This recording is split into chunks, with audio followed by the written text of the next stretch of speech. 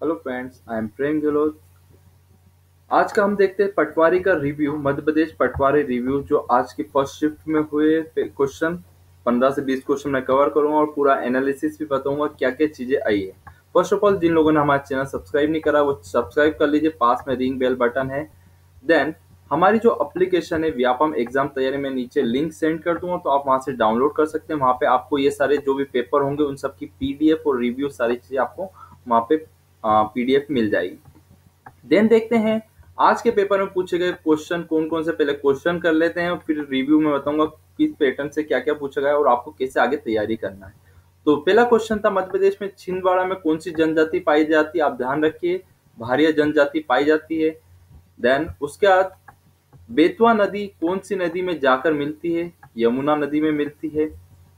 उसके बाद अगला क्वेश्चन था, मध्य प्रदेश की पहली आईएएस कौन थी?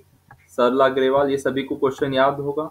देन उसके बाद, हलाली परियोजना कौन सी नदी पर है? तो ध्यान रखिए, बेतवा बेतवा नदी पर हलाली परियोजना मध्य प्रदेश में। और अगले पेपर या शीट आने वाले शिफ्ट में पूछ सकते हैं हलाली परियोजना कौन से जिले में। तो आप ध्यान रखिए, इससे रिलेटेड क्वेश्चन पूछ सकते हैं, तो ध्यान रखिए रायसेन जिले में।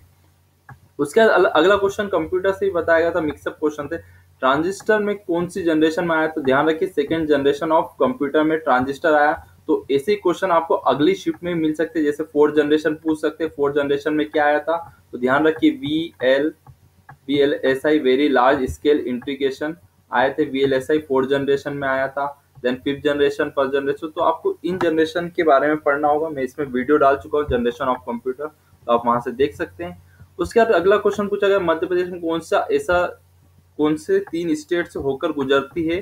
तो ध्यान रखिए अलग अलग ऑप्शन थे, तो ध्यान रखिए सोन नदी है, मध्य प्रदेश, यूपी और बिहार से निकलती है।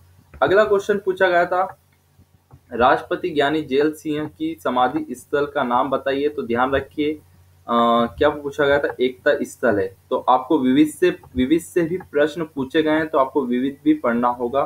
देन अगला क्वेश्चन देखते हैं, हिस्ट्री से हमने देखा है कि 2 से 3 क्वेश्चन हिस्ट्री से भी आए हैं। तो हिस्ट्री के क्वेश्चन देखते हैं, किस शासनकाल में मोहम्मद गोरी ने दिल्ली पर आक्रमण करा था? पृथ्वीराज चौहान के समय। तराइन के युद्ध पूछे, ये क्वेश्चन पूछा है, तो इससे रिलेटेड क्वेश्चन पूछ सकते हैं। तराइन का युद्ध, प्रथम युद्ध कब हुआ, द्वितीय युद्ध कब हुआ? तो ध्यान रखिए आपको ये क्वेश्चन भी कवर करना है।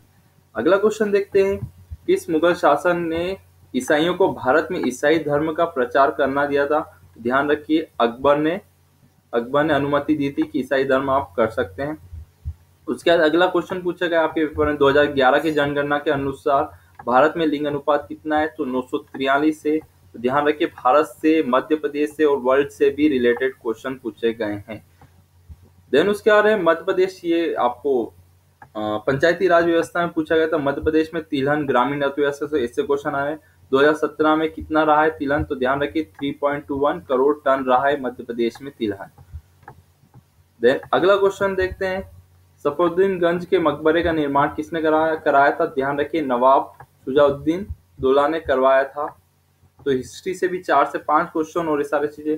देन देखते हैं हिंदी से रिलेटेड क्वेश्चन है, राक्षस का विलोम पूछा गया था।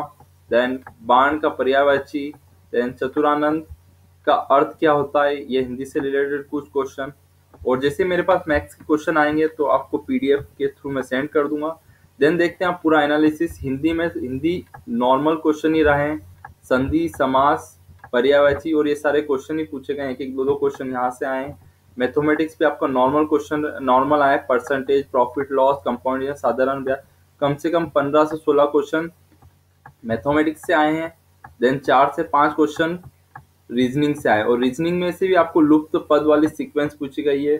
लुप्त पद में 5, 6, 7 जैसे सीरीज रहती है, तो अगला पद क्या होगा, या फिर मिसिंग स्टेटमेंट, तो आपको उस पर भी वर्क करना रहेगा।